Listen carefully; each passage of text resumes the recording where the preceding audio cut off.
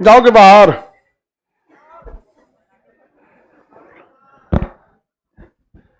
इससे पहले के क्लास में आपको कहां तक बताए थे?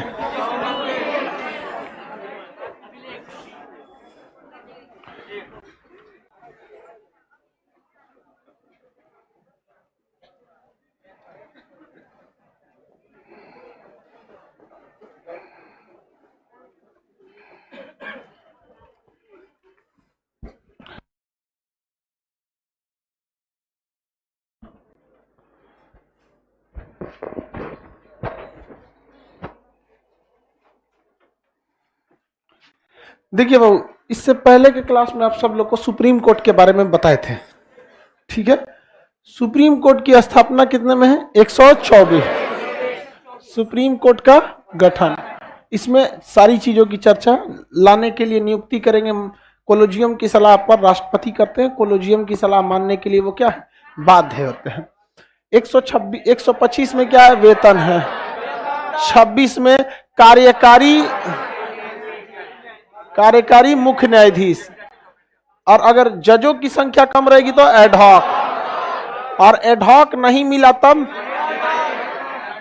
सेवानिवृत्त। 29 में अभिलेख।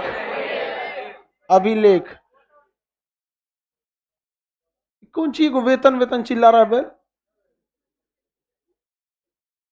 वेतन कौन चीज? तो ये जब जा रहे हैं कुछ बोलने तो कर रहे वेतन। आगे बढ़े, एक से एक रहता है सब लड़का सब। ये याद रहेगा ना आप लोग को? सुप्रीम कोर्ट का गठन किसमें? 100। वेतन 100। एडहॉक जज, अभिलेख, सेवानिवृत्त जज 100। सुप्रीम कोर्ट का गठन 124। इसके आगे देखते हैं अब 130, जो जहां तक बताए थे वहां तक बताए थे, ठीक है। आगे बढ़ते हैं। 130 सुप्रीम कोर्ट का स्थान। देखिए, सुप्रीम कोर्ट का स्थान दिल्ली में है। सुप्रीम कोर्ट का स्थान किसमें है? दिल्ली में है। दिल्ली में इसका स्थान है। हालांकि मुख्य न्यायाधीश के सलाह पर राष्ट्रपति इसके ब्रांच को खोल सकते हैं। किसके सलाह पर? राष्ट्रपति सीजीआई के सलाह पर, मुख्य न्यायाधीश के सलाह पर राष्ट्रपति इसका ब्रांच क्या कर सकते हैं? खोल सकते हैं। राष्ट्रपति इसका ब्रांच को क्या कर सकते हैं? खोल सकते हैं। तो सुप्रीम कोर्ट का स्थान वर्तमान में कहां है? दिल्ली में। वर्तमान में दिल्ली में है, लेकिन इसका खोला जा सकता है कुछ समय के लिए। मान के चलिए इसका ब्रांच, जैसे ये भारत है, सुप्रीम कोर्ट में सबसे बड़ी गलती यही होती है कि एक इतने बड़े हिंदुस्तान के लिए इतना बड़ा एक ही सुप्रीम कोर्ट है, जिस वजह से बहुत सारे लोगों के साथ अन्याय होता है, तो वो लोग कुछ नहीं बोल पाते हैं। यहाँ एक सुप्रीम कोर्ट है, ठीक है, ये रहना चाहिए। यहाँ पर सुप्रीम कोर्ट का एक ब्रांच खोल देना चाहिए। कहाँ पर? साउथ में, हैदराबाद में। हैदराबाद में अगर खोल देंगे एक ठो, तो ये पूरे एरिया को कवर कर लेगा। और एक ब्रांच यहाँ पर कोलकाता में खोल देना चाहिए। जब कोलकाता में खोलेगा तो यहाँ से पूरा ये एरिया कवर हो जाएगा। यहाँ पर अब बिहार वगैरह वाला का आदमी इधर चला जाएगा, ठीक है। अब ये बाकी ये वाला एरिया तो अपना कवर कर ही रहा है। तो सुप्रीम कोर्ट का भी ब्रांच होना चाहिए। हालांकि इसके स्थान के लिए चर्चा दिया ही गया है। करना क्या है? जो जजों की संख्या अभी टोटल 34 है ना, उसको बढ़ा के 100 कर दीजिए। 100 करने के बाद कुछ को इस ब्रांच में बैठे, कुछ को इस ब्रांच में। ब्रांच होना चाहिए, बस काम खत्म। आप बैंक के किसी ब्रांच में जाइए, फैसिलिटी सेम होती है, काम सेम होता है। ऐसा नहीं है कि ये ब्रांच कोई काम करेगा दूसरा ब्रांच नहीं कर सकता। लेकिन हमारे देश में ऐसा नहीं होता है। देश चलाने के लिए सांसदों की संख्या अकेले लोकसभा में 545 और राज्यसभा में 245, लेकिन जजों की संख्या महज 34। तो घोटाले, करप्शन, ये सब की चांसेस थोड़ा सा बढ़ जाता है। तो 30 में किस चीज की चर्चा है? सुप्रीम कोर्ट का स्थान। सीएजी के सलाह पर इसे बदला जा सकता है कि नहीं? बदला जा सकता। सीजीआई के सलाह पर, चीफ जस्टिस ऑफ इंडिया के सलाह। 131 में कहा गया है सुप्रीम कोर्ट का आरंभिक या प्रारंभिक अधिकार, इसे हम लोग कहते हैं मूल अधिकार। कौन सा अधिकार? मूल अधिकार, ये मूल अधिकार हमारा मूल अधिकार नहीं है, ये सुप्रीम कोर्ट का मूल अधिकार है। किसका अधिकार? सुप्रीम कोर्ट का। सुप्रीम कोर्ट को 3 तरह के मूल अधिकार दिए गए। मूल अधिकार किसे कहा जाता है, ध्यान से समझिए, आगे बढ़ते हैं लोग ध्यान से। मूल अधिकारिता या प्रारंभिक अधिकारिता कहते हैं, ये यूपीएससी 2014 में इससे क्वेश्चन पूछा था। वैसे जज जो होते हैं मूल अधिकारिता कहलाता, वैसा मुकदमा जो केवल और केवल आप सुप्रीम कोर्ट में ही ले जा सकते हैं, आपके पास कोई ऑप्शन ही नहीं है किसी हाई कोर्ट में जाने का, वो जाएगा जब भी तो कहाँ जाएगा? Supreme court. उसे हम सुप्रीम कोर्ट की मूल अधिकारिता कहा जाता है। क्या कहते हैं? मूल अधिकारिता, सुप्रीम कोर्ट का फंडामेंटल राइट्स मूल अधिकारिता। ऐसे 3 मामले हैं जिसमें आप मूल अधिकारिता का प्रयोग कर सकते हैं। अगर किसी स्टेट का विवाद किसी सेंट्रल गवर्नमेंट से हो जाए तो इस स्थिति में क्या हो सकता है? मूल अधिकारिता का प्रयोग करके वो मामला कहाँ जाएगा? सुप्रीम। वो हाई कोर्ट में जाएगा ही नहीं जाएगा। जैसे बिहार को लेकर देखिए, विशेष राज्य की दर्जा की मांग होती है। विशेष राज्य जिस राज्य को मिलता है ना, उस राज्य में ज्यादातर परियोजनाओं का देखरेख केंद्र सरकार ही करती है। अभी कोई सड़क बनेगा तो कहेगा कि भाई 50% पैसा राज्य सरकार देगी, 50% पैसा सेंट्रल गवर्नमेंट देगी। लेकिन अगर बिहार विशेष राज्य हो जाए तो 90% पैसा कौन देगा? सेंट्रल गवर्नमेंट, और 10% स्टेट गवर्नमेंट। अभी तक कुछ मिला है? नहीं मिला है। हालांकि बिहार को विशेष राज्य मिलना चाहिए, क्योंकि यहाँ बहुत ज्यादा ही पिछड़ापन है, एक्सेस पिछड़ापन है, प्राकृतिक आपदा है, नीचे में नक्सलाइट है, इंडस्ट्रियलाइजेशन है नहीं, एजुकेशन का लेवल एकदम गिर गया है, नीचे की ओर है। यहाँ पर शराब पर टैक्स था वो भी बंद हो चुका है। तो राज्य सरकार लाएगी कहाँ से? मूलभूत समस्याओं को पूरी इंडिया में सबसे बुरी हाल में अगर सरकार किसी के पुलिस डिपार्टमेंट को रखती है तो बिहार डिपार्टमेंट।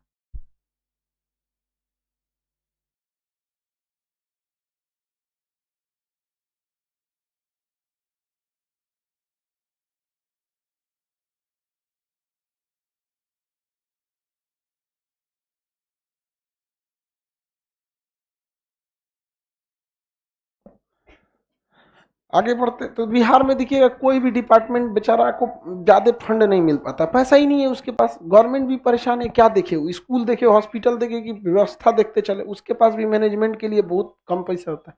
तो किसी मैटर को लेकर अगर स्टेट और सेंट्रल के बीच में विवाद हो जाए तो कहाँ जाएगा? या किसी 2 स्टेट में ही विवाद हो जाए, स्टेट और स्टेट का विवाद हो जाए, कहाँ जाएगा? सुप्रीम कोर्ट ही जा सकता है, हाई कोर्ट में जा ही नहीं सकते। ये किस में आता है? आरंभिक अधिकारिता में आता है, इसमें आएगा आरंभिक। और भी क्या हो सकता है? अगर एक और कई स्टेट्स हो जाए, क्या हो जाए? कई स्टेट हो जाए, कई स्टेट्स हो जाए। दूसरी ओर स्टेट के कुछ स्टेट हो जाए और उसके साथ सेंट्रल गवर्नमेंट हो जाए, ऐसा भी हो सकता है।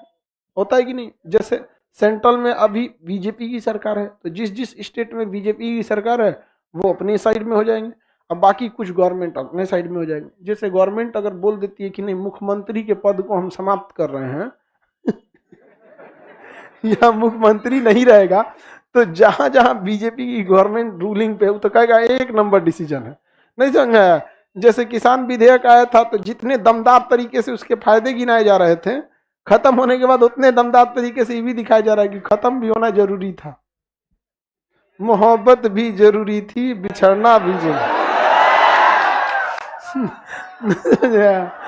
तो ये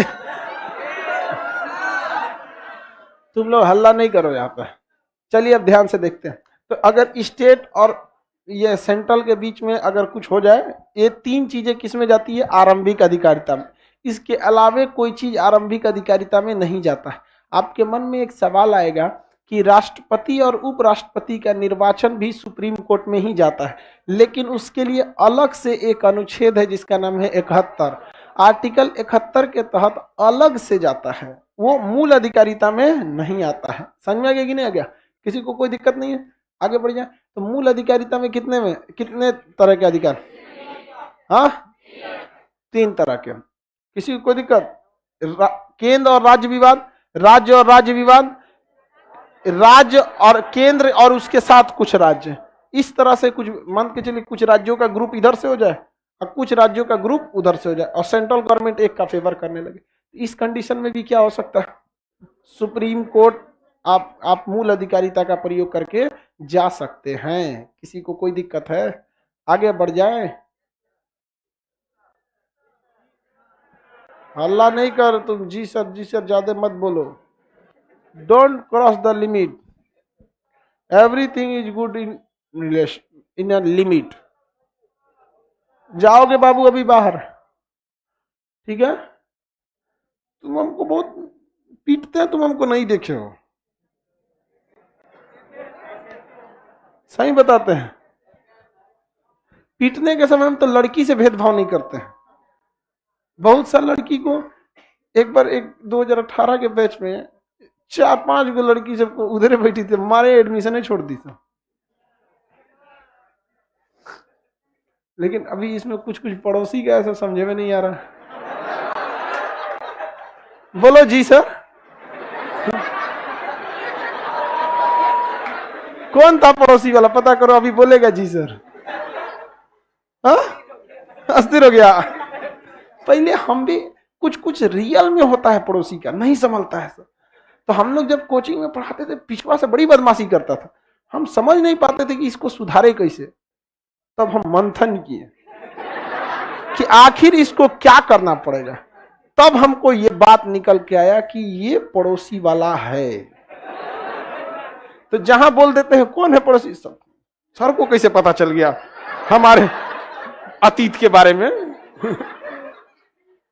नहीं समझा, परेशान कर देता था सब। अब पड़ोसिया वाला बहुत खचरा होता है, मन में नहीं करता है, पीछे से हल्ला करेगा सब, मंटेसरी में बोरा बिछा के पड़ा है सब। नहीं समझ आया? कौन गया जी, कहाँ गया? अब सब पड़ोसी वाला शांत हो गया। शांत हो गया कि नहीं होगा? न मारना पड़ा, न कुछ करना पड़ा, न गुस्सा, बस आराम से उसको बताना पड़ा कि हु आर यू। समझ में गया कि नहीं? इसी को कहते हैं शब्द भेदी बाण। आगे बढ़ जाते हैं। आर्टिकल 132, इसमें कहा गया है, यहाँ पे आरंभिक अधिकारिता दी गई, यहाँ पे अपीलीय अधिकार दिया गया है। अपीलीय अधिकार, अपीलीय अधिकार के तहत कहा गया है कि अगर आप किसी हाई कोर्ट के डिसीजन से खुश नहीं हैं, आप सुप्रीम कोर्ट आइए, आप सुप्रीम कोर्ट जा सकते हैं। हाई कोर्ट के डिसीजन से अगर खुश नहीं है तो, हालांकि अगर आप ध्यान से हायरार्की मतलब सोपान देखिएगा, श्रेणी, हायरार्की मतलब सीक्वेंस देखिएगा, जैसे आप हायरार्की से ही पढ़े होंगे, मैट्रिक, इंटर, ग्रेजुएशन, ये क्या हायरार्की है। तो अगर आप हायरार्की देखिएगा, आवाज थोड़ा धीमा करो तो जी। अगर आप हायरार्की को देखते हैं तो आप डिस्ट्रिक्ट कोर्ट से कहां जाते हैं? हाई कोर्ट, और हाई कोर्ट से कहां जाते हैं? Supreme court. इसमें एक चीज समझिए, जो सुप्रीम कोर्ट की आरंभिक अधिकारिता है उसमें तो ये फटाक से ले लेगा मुकदमा, कोई टेंशन ही नहीं है। लेकिन अगर आप अपील करने जा रहे हैं तो तुरंत आपका मुकदमा नहीं लेगा। पहले आपको कहां जाना है? डिस्ट्रिक्ट। अगर डिस्ट्रिक्ट कोर्ट के फैसले से आप संतुष्ट नहीं हैं तब कहां जाना पड़ेगा? High court. और हाई कोर्ट में जाने से पहले आपको पहले वो मुकदमा एडमिट कराना पड़ेगा। क्या कराना पड़ेगा? एडमिट। एडमिट कराने से पहले एक वकील, एक जज रहता है वहां पे, वो डिसाइड करता है कि ये मुकदमा रियल में हाई कोर्ट के लायक है भी या नहीं है। हर मामले को आप हाई कोर्ट को सुप्रीम कोर्ट ले जाएंगे तो पता चला सब मुकदमे उसी में जा रहा है। हर इंसान ग्रेजुएशन थोड़ी करता है, बहुत आदमी मैट्रिक तक रह जाता है, उसके बाद कुछ इंटर तक जाता है, उसके बाद कुछ ग्रेजुएशन, कुछ पीजी, पीएचडी में तो तनी मनी बचता है। तो कहा गया है कि भाई आप डिस्ट्रिक्ट कोर्ट के फैसले से खुश नहीं है तो बेशक आपको कहां जाना चाहिए? हाई कोर्ट में जाना चाहिए। लेकिन हाई कोर्ट में जाने से पहले मुकदमा को हाई कोर्ट में एडमिट कराना पड़े। अगर एडमिट करने के टाइम पे ही मुकदमे को आपको डिसमिस कर देगा, यानी खारिज कर देगा, तो आप हाई कोर्ट में गए ही नहीं, तब क्या सुप्रीम कोर्ट में जाएंगे? सुप्रीम कोर्ट में एडमिट होने के लिए पहला शर्त है कि आप हाई कोर्ट से आने चाहिए। आप हाई कोर्ट गए कहां? तो दुआरी पे से भगा दिया आपको। तो हाई कोर्ट में डायरेक्ट मुकदमा लेके नहीं जा सकते। समझ में आ गया कि नहीं? क्या आपको क्या करना पड़ेगा? एडमिट। लेकिन मान के चलिए कुछ एडमिट हो गया, मामला क्या हो गया? एडमिट हो गया, तब तो मुकदमा यहां चलेगा। या फिर कुछ ऐसे भी मुकदमे होते हैं जो हाई कोर्ट के मूल अधिकारिता में होते हैं, जैसे नौकरी का विवाद, किसी की नौकरी हो गई है, ज्वाइनिंग नहीं दे रहा है, तो डिस्ट्रिक्ट कोर्ट में नहीं जाएगा, वो हाई कोर्ट का आरंभिक अधिकारिता है, तो हाई कोर्ट इसमें गया। और इसके फैसले से खुश नहीं है तो कहां जाएगा बाबू? सुप्रीम। डायरेक्ट घुस जाएगा सुप्रीम कोर्ट में। यहां कौन सा फाइल करना पड़ेगा? एडमिट शूट करना पड़ेगा, मुकदमा शूट करना पड़ेगा एडमिट होने के लिए कि हमारा ऐसा मैटर था। तो वो बहुत ज्यादा आपके मुकदमे को गहन जांच नहीं करता, बस ये देखता है कि ये रियल में सुप्रीम कोर्ट के लायक है या नहीं है। समझ में आ गया? तो बस ये चीज का जांच किया जाता है। फिर मामला कहाँ आता है? सुप्रीम कोर्ट में आ जाता है। तो बताइए सुप्रीम कोर्ट का अपीलीय अधिकार 132। अपीलीय अधिकार, अपील कर सकते हैं कि नहीं कर सकते? अपील कर सकते हैं। आगे बढ़ जाते हैं। 24 में क्या था भाई? 24 में 25, 26 कार्यकारी मुख्य न्यायाधीश, 27 एडहॉक, 28 सेवानिवृत्त। पहले कोशिश सेवानिवृत्त का कि पहले एडहॉक का? एडहॉक नहीं मिला तो सेवा। अभिलेख न्यायालय हाँ 129। सुप्रीम कोर्ट का स्थान 130। आरंभिक अधिकारिता 31। अपीलीय अधिकारिता 32। अपीलीय अधिकार 132। याद रहेगा ना? किसी को कोई दिक्कत नहीं है? किसको चक्कर है? जा देखो निकलने दो बाबू, उसको पानी वगैरह पिलाओ, उसको ठंड लग गया।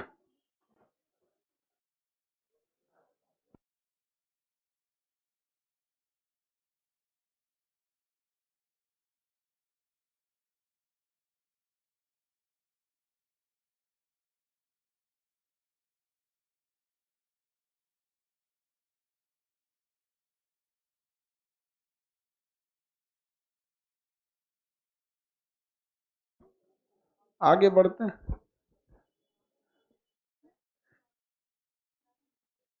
जा पाएगी? नहीं जा पाएगी तो कोई दिक्कत नहीं ना, वहीं लेटा दो, मतलब वहीं ऐसे सोने दो उसको।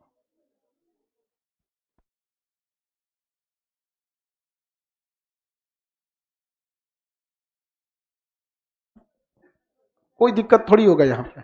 बाकी आप लोग ध्यान दीजिएगा उस पर, उसको इसे लेटा दीजिए बेंच पे करके। या ठंड बहुत है, आप लोग लापरवाही करते हैं। समझ गया? हम रात में सोते हैं तो जूता भी नहीं खोलते हैं। मोजा तो बहुत छोटा मोटा चीज होता है।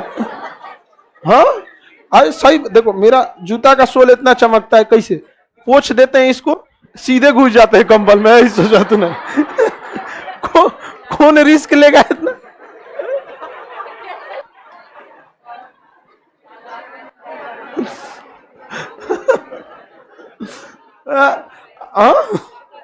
नहीं हमारा, हम जूता बहुत ज्यादा पहनते हैं बचपन से ही आज तक। हम 24 घंटे में अगर जगह हैं तो जूता ही पहनेंगे, चाहे वो घर में रहे कैसे भी।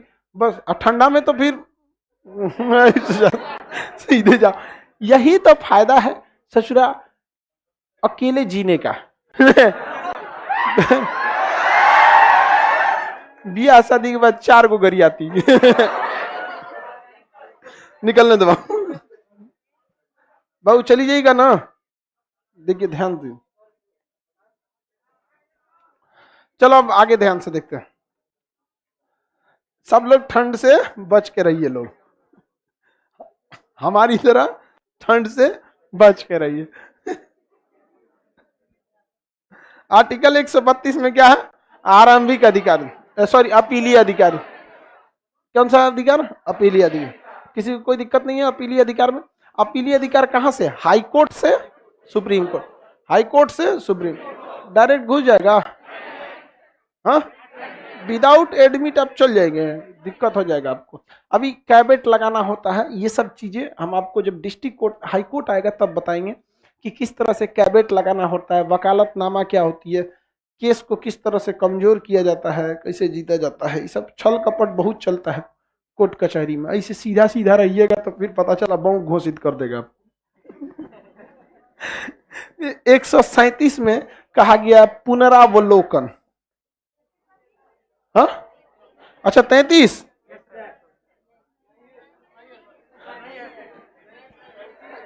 137 सीधे देखिए, वो बाकी इंपॉर्टेंट नहीं है, वो सब वो आपके काम का नहीं है, क्योंकि बहुत सारे ऐसे कोर्ट हैं जो अभी है ही नहीं, फेडरल न्यायालय है ही नहीं है, तो उस सब की चर्चा यहाँ है। तो धीरे धीरे जब आया वो चीजें खत्म हो गया, इसलिए वो आपके लिए इंपॉर्टेंट नहीं है। अब एक ही बार देखते हैं 137। 137 में क्या गया? पुनरावलोकन। पुनरावलोकन, न्यायिक पुनरावलोकन, जुडिशियल रीजस्टिफिकेशन, जुडिशियल रीजस्टिफिकेशन। रीजस्टिफिकेशन मतलब होता है कि अपने ही फैसले को, जस्टिस अपने ही फैसले को दोबारा करता है, जिसे कहते हैं पुनरावलोकन। अपने ही फैसले को दोबारा देखिए। तो सुप्रीम कोर्ट जो है वो अपने फैसले को ही बदल देता है। नहीं समझ आए? किसी को कोई दिक्कत नहीं है? किसी को कोई दिक्कत है? ध्यान से देखो, यहां पुनरावलोकन या जुडिशियल रीजस्टिफिकेशन में कहा गया है कि सुप्रीम कोर्ट के दिए गए फैसले यदि व्यवहार में सही नहीं लगते तो आने वाले कुछ सालों में सुप्रीम कोर्ट खुद अपने फैसले को बदल सकता है। इसका मतलब सुप्रीम कोर्ट ने जो आज फैसला दिया, कोई जरूरी नहीं कि कल वो फैसला ही रहे, बदल भी सकता है। इसका एग्जाम्पल भी है 1960 में चंपकम दोराई राजन नाम के एक व्यक्ति सुप्रीम कोर्ट में केस किए। उन्होंने कहा कि प्रस्तावना संविधान का भाग है। तो कहे कहां भाग है प्रस्तावना? किसी अनुच्छेद में है? चंपकम दोराई राजन ने कहा कि नहीं, किसी आर्टिकल में नहीं है। तो भागो यहां से, भाग है यहाँ पे। भगा दिया सुप्रीम कोर्ट किसको? चंपकम दोराई। उसके बाद एक और मामला गया, बेरूबरी का मामला। बेरूबरी के मामले भी लेके गया तो 60 में इन्होंने कहा कि हम भी कहते हैं प्रस्तावना संविधान का भाग है। कहा कि अभी भगाए ना चंपकम दोराई राजन को, अभी भगाए ना, भाग तुम भी भागे यहां से। उसको भी भगा दिया।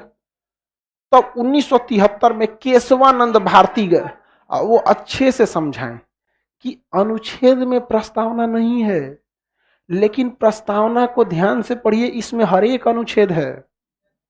आप बेटा में बाप खोज रहे हैं, कहां मिलेगा? ना समझ आया? तो सुप्रीम कोर्ट कहा कि ठीक आदमी लग रहा है, तो अपने ही फैसले को रीजस्टिफाई कर दिया और कहा कि मैं सुप्रीम कोर्ट चंपकम दोराई राजन में जो बात कहा था गलती हो गया था, बेरूबरी मामले में जो बात कहा था गलती हो गया। अभी हम उसको सुधारते हैं आर्टिकल 137 के तहत। आर्टिकल 137 के तहत क्या करते हैं? सुधारते हैं। और हम यह कहते हैं कि प्रस्तावना संविधान का भाग है और भाग के साथ साथ आत्मा है। लो ससुरा, एगो भाग नहीं मान रहे थे, अब माना तो आत्मा मान लिया। ये भी गजब बात है, तो बचकाना हरकत होता है। नहीं समझ में आया? कि किसी को वैल्यू मत दो, और दो तो सब कुछ तुम ही हो। तुम ससुरा गलत सोचता है सब, हर बात को तुम उधर ही लेके जाता है। नहीं समझ में आया? ये तो सुप्रीम कोर्ट वही किया जो आजकल लड़का लड़की करता है। शुरू में बतिए नहीं समझेगा ना समझेगी, और उसके बाद एक ही बार तुम ही हो, तुम ही मेरे सेनापति, तुम ही मेरे सीडीएस, सुप्रीम कोर्ट, राष्ट्रपति, सब तुम ही हो। हम पे कभी महाभियोग मत लगाना। अब बेचारी को पता ही नहीं है कि वो बेचारा उसको प्रसाद पर्यंत समझ रहा है। अरे महाभियोग हाई प्रोफाइल लोगों पे न लगाया जाता है। अब छोट मोट आदमी जो प्रसाद पर्यंत होता है, जैसे मंत्री प्रसाद पर्यंत, उस पे महाभियोग आएगा। तो लड़की दूसरी दुनिया में जी रही है, उसको लग रहा है कि नहीं समझ में आएगा, कभी महाभियोग नहीं लगेगा। भड़का नहीं, सब समझदार हो गई, सब समझदार हो गई है लोग कि नहीं? हाँ एकदम बढ़िया। ये सब गंगा में उतर के कसम खाए सब मत मनियो। बहुत खचरा है सब लड़का। वो कसमें खा खा के तैरना सीखा है।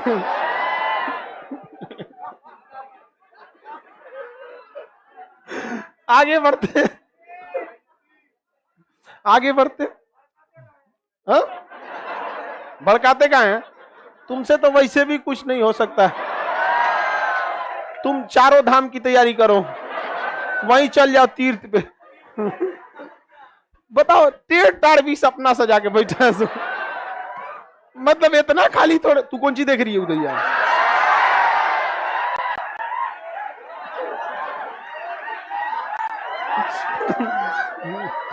आगे समझते हैं, किसी को कोई दिक्कत नहीं? न्यायिक पुनरावलोकन समझ में आ गया? अब आप खुद बताइए, बेरू लिखा है कि नहीं मटेरियल में?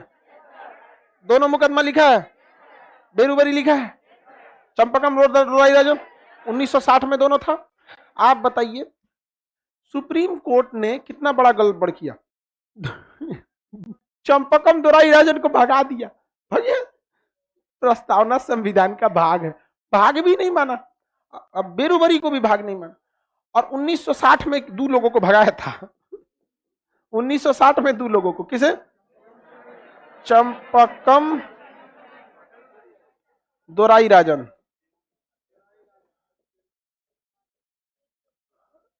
और किसो? बेरूबरी। लेकिन ये दोनों को भगा दिया। 1973 में केशवानंद भारती, केशवानंद भारती मामले में इसने क्या कहा? अपना 137 का प्रयोग कर दिया और कहा कि प्रस्तावना संविधान का भाग है। और प्रस्तावना को संविधान का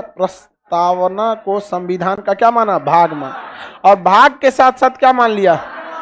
आत्मा मान लिया। भाग के साथ साथ क्या माना? आत्मा। सब यही है, सब कुछ प्रस्तावना ही है। और इसी में कहा गया एक और बात कि प्रस्तावना संविधान का भाग है और संसद चाहे तो प्रस्तावना में भी कुछ संशोधन कर सकती है, लेकिन संसद को यह मालूम रहे, संसद को अपना दायरा पता रहे कि वह संशोधन जब भी करेगी तो संविधान में कोई ऐसा नहीं करेगी कि उसका फंडामेंटल स्ट्रक्चर ही बदल जाए, उसकी मूल ढांचा नहीं बदलना चाहिए, मूल ढांचा नहीं बदलना चाहिए। कहने का सेंस है कि आप संशोधन ऐसा करिएगा कि जिससे संविधान को फायदा हो, न कि घाटा हो जाए। जैसे सुप्रीम कोर्ट संशोधन कर सकती है कि नहीं? तो संसद ने संशोधन किया भी था प्रस्तावना में और कहा था, उसमें 3 शब्द जोड़े थे, एकता, अखंडता, समाजवादी और पंथ निरपेक्ष। समाजवादी का मतलब होता है कि सरकार ऐसी भी कंपनियों को चलाएगी जो भले घाटे में है लेकिन जनता की भलाई के लिए, जैसे रेलवे, बहुत सारे रूट पर पैसेंजर नहीं रहते फिर भी चलाती है, तो समाजवादी शब्द जोड़ा गया। और कहा गया पंथ निरपेक्ष। देखिए धर्म निरपेक्ष का मतलब होता है धर्म से दुश्मनी, और पंथ निरपेक्ष का मतलब होता है धर्म से दूरी। समझ में आ गया कि नहीं? अगर हम कौन सी में आते हैं? हम अर्ध नास्तिक में आते हैं, नास्तिक में नहीं आते हैं, मतलब ना ही पूरी तरह धार्मिक में ही आते, अर्ध न, आधा आधा सब कुछ ठीक था। हम तो भाई एकदम सीधी सी बात, सुपरमार्केट में जाते हैं, आपको कोई कह देगा कि जो मन उठा लो, तो अच्छा अच्छा उठा लेंगे, हर धर्म में से कुछ कुछ बटोर लेते, ला ला ला ला ला एकदम एकदम ले आओ, एकदम एक नंबर, जय महाकाल, वाहे गुरु की जय। नहीं समझ में आ गया? ओ माय गॉड, समझ? बुद्धम शरणम गच्छामि, अल्लाह अकबर, जो बोलो आज वो कंफ्यूजन में रहता है सब। नहीं समझ में आ गया? अरे भाई हमको कंफ्यूजन में हो गए। एक मंत्री जी थे, अब हम नाम तो नहीं ले सकते हैं यहाँ मंच पे, मंत्री, वो पूछ रहे खान साहब आप हैं क्या?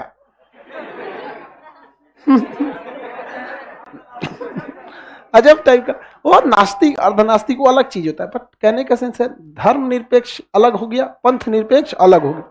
पंथ निरपेक्ष का मतलब होता है कि मतलब धर्म से कोई खास मतलब नहीं रखिए, धर्म से भी, धर्म आपको गलत काम करने से रोकता है, धर्म का सबसे अच्छा यही चीज लगता है। आप देखिए कितना भी गलत इंसान होगा, अगर मुसलमान है तो रमजान में गलती करना छोड़ देता है, अगर हिंदू है तो नवरात्रि में सुधर जाता है, और भले वो प्लान बना के रखे कि नवरात्रि बात तोरा निपट तो हम वो अलग बात है, लेकिन नवरात्रि का इतना तो असर पड़ा, बिना किसी पुलिस डिपार्टमेंट, बिना कोई जज वकील के ही वो इंसान सुधरा। तो जी आप लोग भी नवरात्रि में सुधर जाती होगी।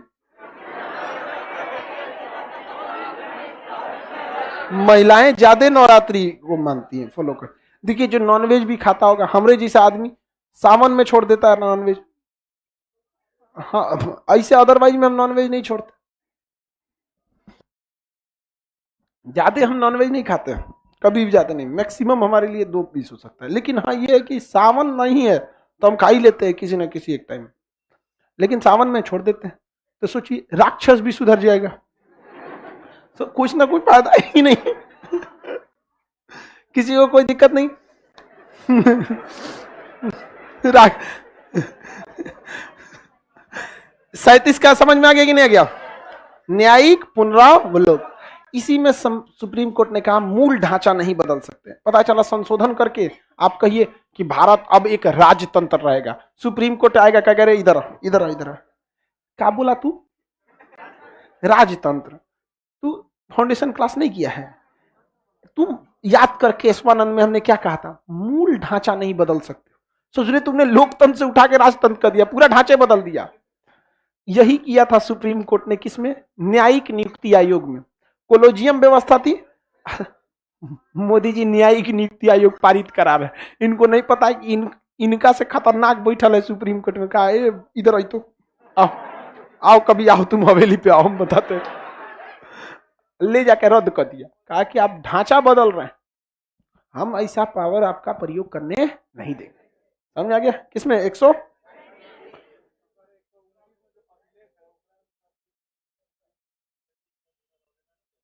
कहाँ जाएगा? देखिए जब यहां चेंज करेगा ना तो वो मुकदमा अभिलेख से भी हट जाएगा। अभिलेख से भी क्या हो जाएगा? हट जाएगा वहां पे चीज। तो जैसे कोई भी चीज का पुनरावलोकन, अब आप भी खुद से समझिए, जब बाबरी मस्जिद राम जन्मभूमि का मामला गया था तो जुडिशियल रिजस्टिफिकेशन पे भी गया, वहां से भी खारिज हो गया कि नहीं भैया यही है। हालांकि सुप्रीम कोर्ट देखिएगा तो इसमें दिमाग का प्रयोग ज्यादा किया, हमेशा के लिए मैटर को क्या कर दिया? सॉल्व कर दिया। जैसे हिंदू को जितनी जमीन दिया उससे दुगुना जमीन मुसलमान को दे दिया, 5 एकड़ दे दिया। ये मांग कितना रहे थे? 2.25 एकड़, तो इनको चाहिए था 2.25 एकड़, दे दिया कितना? 5 एकड़। बनाइए वहां पर, सुप्रीम कोर्ट ने यहां दे दिया। हमेशा कला होता है, एक पास रहता ना, हमेशा कला होता। देखिए पढ़ा लिखा इंसान, बिजनेसमैन इंसान, पैसे से संपन्न इंसान विवादों में नहीं उलझता है, क्योंकि उसके पास खोने के लिए बहुत कुछ होता है।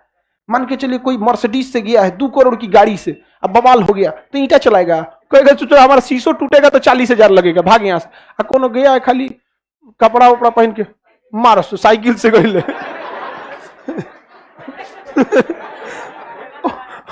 मारो रो के साइकिल खोजेगा, हमारे कहाँ गई लोग। खुद सोचिए, अब कभी ऐसा हो सकता है? तो इन आपको सक्सेस होना पड़ेगा। अगर समाज में आपसी लड़ाई खत्म करना है तो संपन्न होना चाहिए समाज को। समझ में आ गया आपको? ये 137 हो गया। 137 के बाद इंपॉर्टेंट है 139, जो आप पहले से पढ़े हुए हैं। 139 में आप याद कीजिए, हम आपको बताए थे क्या चीज निकालना? रीट निकालने की शक्ति। रीट निकालने की शक्ति। बताइए मूल अधिकार के अलावे अगर रीट निकालना है तो किससे निकालेगा? 139। और मूल अधिकार के मामले में रीट निकालना है तो 32। मूल अधिकार के मामले में रीट निकालना है तो 32। कितने प्रकार के रीट? 5। 5 प्रकार के रीट होते हैं कि नहीं? जैसे शिक्षा हमारा मूल अधिकार है, इससे कोई आदेश देना है तो वो किसके तहत निकालेगा? 32। लेकिन आवास हमारा मूल अधिकार है? नहीं, आवास का अधिकार हमारा मूल अधिकार नहीं है। आवास का अधिकार हमारा मूल अधिकार नहीं है, तो उसमें निकालना होगा तो किसका प्रयोग करें? 139। समझ में गया? मोना कुमारी कह रही है कि 226 के तहत हाईकोर्ट निकालता है। Very good. हाईकोर्ट किसके तहत निकालता है? 226 के तहत। किसी को कोई दिक्कत है? आगे बढ़े। 139 में क्या है? रीट। इसे पढ़ाने की अभी जरूरत है तो हम आपको पढ़ा चुके हैं। 139 हम आपको पढ़ा चुके हैं, पहले ही पढ़ा दिए थे जब 32 बताए थे तब। किसी को कोई दिक्कत नहीं। 140 आपके इंपॉर्टेंट नहीं है। अब अगला 141।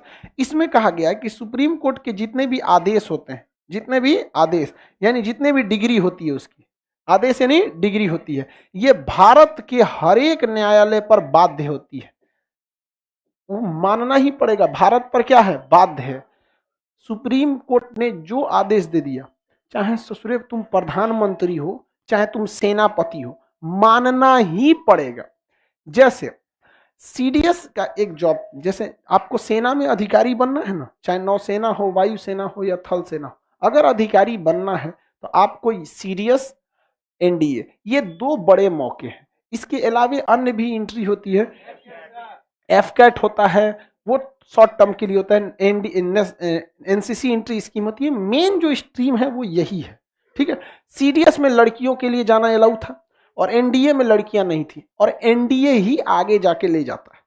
जितने भी सेना सीडीएस वाले ब्रिगेडियर के आगे बहुत कम ही जा पाते हैं, ब्रिगेडियर तक रुक जाते हैं। दोनों की वैकेंसी जब निकलती है, दोनों डायरेक्ट डबल स्टार लेफ्टिनेंट बनते हैं। उसके 1 साल बाद वो कैप्टन, फिर major, lieutenant colonel, colonel, brigadier, CDS brigadier तक ही खत्म हो जाते हैं। रेयर ही ब्रिगेडियर के आगे जा पाते हैं, लेकिन ये lieutenant, captain, major, lieutenant colonel, colonel, brigadier, major general, lieutenant general, general, CDS, बहुत आगे तक। इसमें लड़कियों को बैन था, नहीं जा सकती थी। तो सुप्रीम कोर्ट ने आदेश दे दिया कि महिलाएं भी जा सकती, तो लड़कियां भी अब जा सकती है कि नहीं जा सकती? जा सकती। लड़कियों के हर तरह का जॉब होता है, बैकअप पोस्टिंग में या कहीं पे भी, मेन फ्रंट पे महिलाओं को भेजने में एक ही लॉस होता है। ऐसा नहीं है कि ये लड़ नहीं सकती, लेकिन अगर घिर गई ना और अपहरण कर लिया गया तो दुश्मन आसानी से हम लोग का बात मनवा सकता है। अगर आपका किडनैपिंग हुआ तो आपके पिताजी किडनैपर को 4 दिन कम से कम झेला देंगे, लेकिन लड़की का हुआ तो सुबह से शाम तक में बात मानना पड़ेगा। बस यहीं पे एक मैटर फंस जाता है। तो कोई दिक्कत नहीं, महिलाओं को तोप दे दो सूरत में, आओ बताई तो तोरा टैंक दे दो, गोली खत्म होगा चढ़ा देगी, इसलिए चढ़ा दो। हम कम समझता है कितना को कचा रहे हैं स्कूटी से।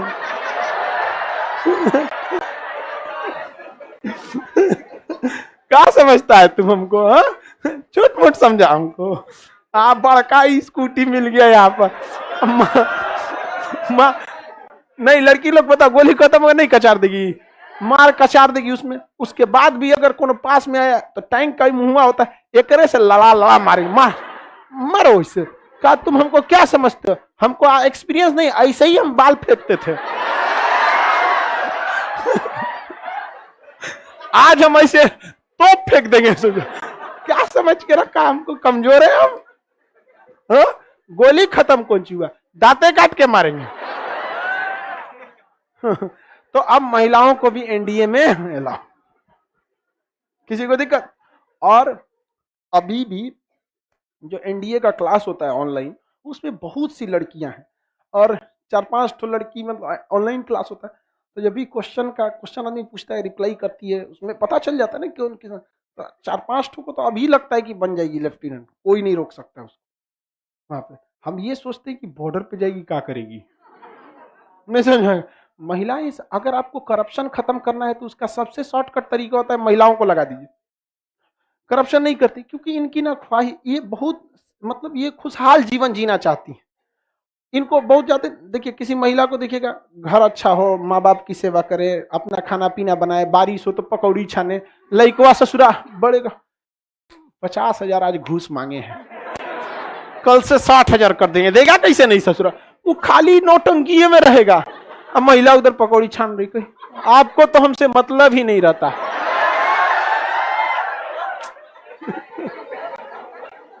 दोनों की मेंटालिटी मैच नहीं करते।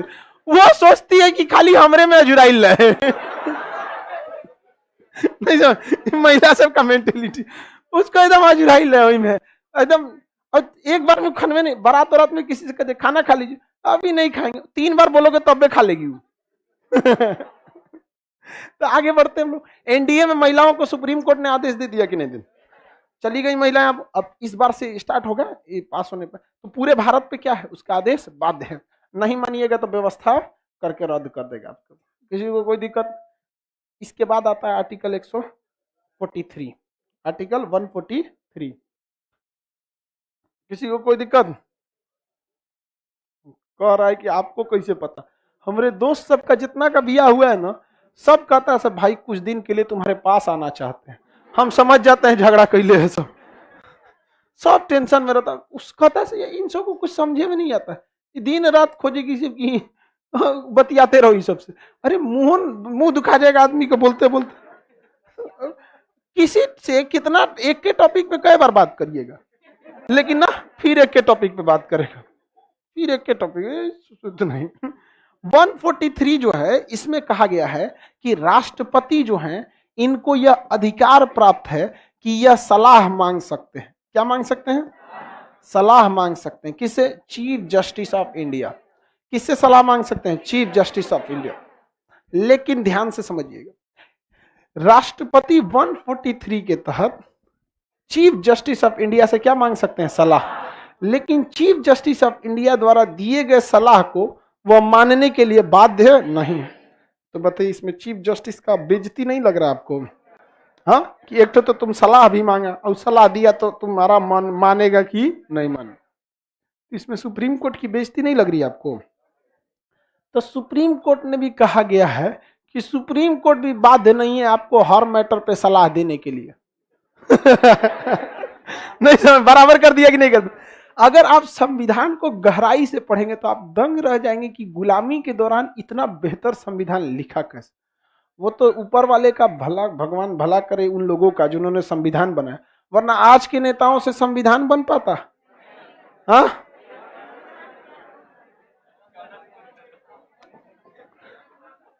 तो राष्ट्रपति इस सलाह को मानने के लिए बाध्य नहीं है। तो ये भी कहता है कि हर मैटर पे हम सलाह देने के लिए भी बाध्य नहीं है। हमको मन करेगा तो सलाह देंगे, नहीं मन करेगा तो नहीं देंगे। 1993 में 91 में बाबरी मस्जिद का मामला हुआ था, तो उसके बाद 93 में इस मैटर को सॉल्व करने के लिए डॉक्टर शंकर दयाल शर्मा हमारे राष्ट्रपति हैं। राष्ट्रपति कौन थे? डॉक्टर शंकर दयाल शर्मा। ठीक है, लिखा है कि नहीं मटेरियल में, चेक कर। चलिए, डॉक्टर शंकर दयाल शर्मा बहुत अच्छे इंसान थे, टीचर थे ये। बाद में आगे जाके क्या बने थे? राष्ट्रपति।